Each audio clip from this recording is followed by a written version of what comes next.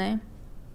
O meu pai traiu minha mãe e eu fiquei morando com ele em Sumaré. Mas por conta das minhas amizades, eu fazia curso de inglês lá também.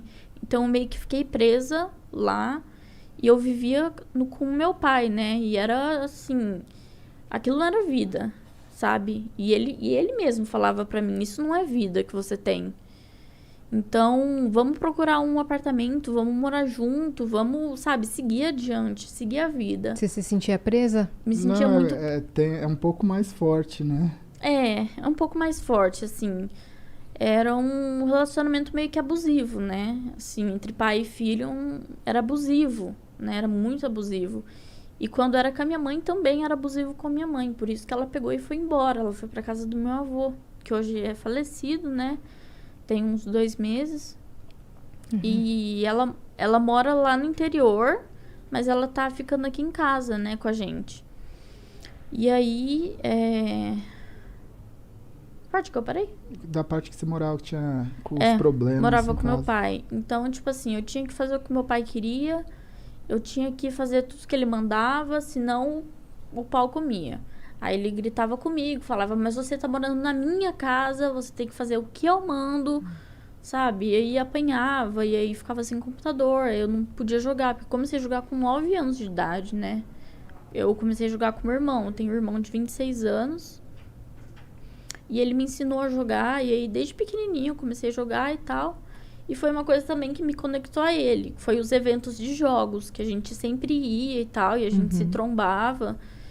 E, cara, era insano, né? Mas, assim, o que eu tinha ali com meu pai na casa não era vida. Então, aí eu peguei e falei pra ele, não, vamos. Aí eu comecei a procurar apartamento. Eu demorei 5 meses pra achar um apartamento.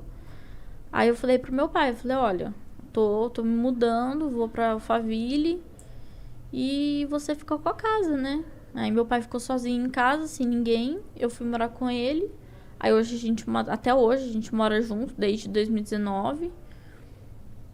E acho que foi basicamente isso, né? Acho que foi 2019 a gente mudou, né? 2019. Qual foi a reação do seu pai com a sua saída? Ele ficou bastante triste, mas assim... Era... Não tinha comparação, assim, a tristeza dele com a minha. Sabe? O que eu sentia e o que ele sentia. Então, eu acho, assim, que infelizmente o meu pai, ele é uma pessoa digna de dó. Porque ele fez muito mal pra mim, pra minha mãe, pro meu irmão. Ele me batia muito, ele batia muito no meu irmão. Ele tratava de forma agressiva minha mãe, né? E eu e meu irmão crescia vendo isso, esses tipos de abuso, né? Porque abuso não é só abuso sexual, tem abuso psicológico, verbal, então.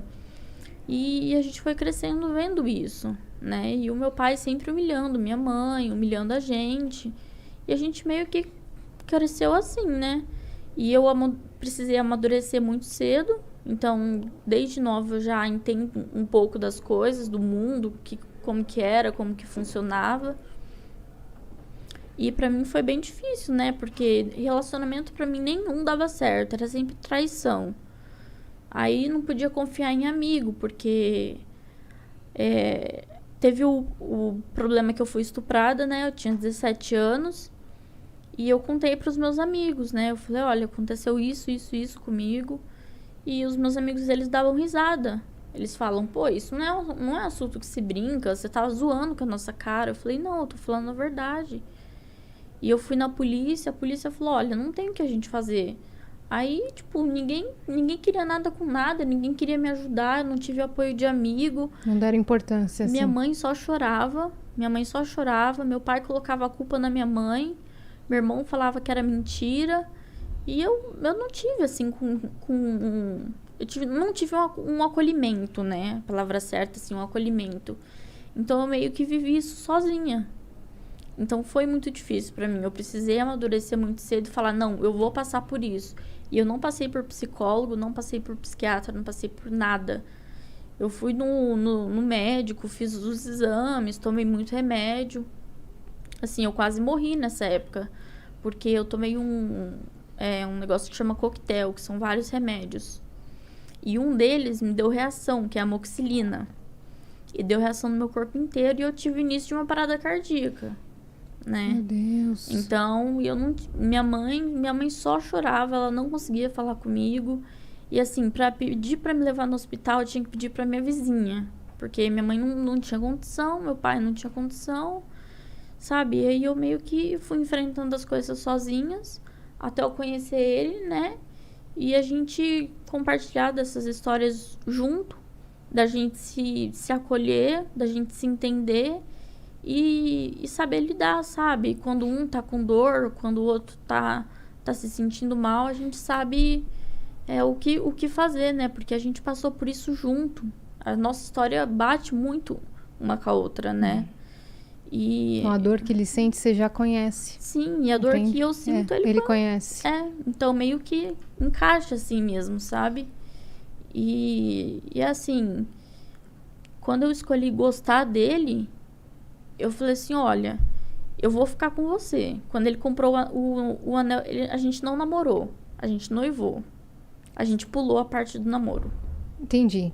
Então vocês se conheceram, decidiram que vocês iam começar a ficar e depois foi noivado, não foi namoro. Foi uma coisa muito intensa, foi uma coisa muito forte que a gente sentiu um pelo outro. E ele foi e comprou aliança de noivado. E ele falou assim, você quer ser minha noiva? Eu falei, quero. Tipo, ali eu já escolhi a pessoa que eu queria casar, a pessoa que eu queria pro resto da minha vida. Né? Então, até hoje... A gente só não casou por causa da pandemia, né? Porque... Mas vai rolar. Só... Já